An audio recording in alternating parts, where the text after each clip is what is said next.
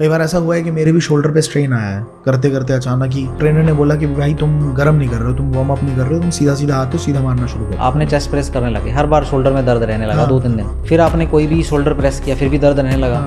इसका मतलब आप सुप्रास्पिनेटस में इंजरी हो रही है बार बार, और इसका मतलब ये है कि आप पीछे की जो लैट्स है उसको ट्रेन नहीं कर रहे। लैटरल ट्रेन कर लो, अच्छे से वार्म अप करो, सुप्रास्पिनेटस इंजरी नहीं है। कुछ लोग बाय बर्थ डिफेक्ट के साथ पैदा होते हैं, कमर में कुछ हड्डियाँ, 2 जॉइंट के बीच में गैप ही नहीं होता। तो अगर ऐसे लोग डेडलिफ्ट करेंगे तो देयर इज लाइकली चांसेस उनको इंजरी होगी डेडलिफ्ट की। ओके, अब पता भी नहीं है उस बेचारे को। तो जिनके पाँव अंदर की तरफ नहीं होते हैं बिल्कुल। हाँ। ऐसे लोग अगर बास्केटबॉल खेलेंगे, बैडमिंटन खेलेंगे, there is a likely chances को मेनिस्कल इंजरी या एसीएल इंजरी होगा। पूरा पॉडकास्ट देखने के लिए YouTube पर सर्च करें डॉक्टर हरीश द रिच।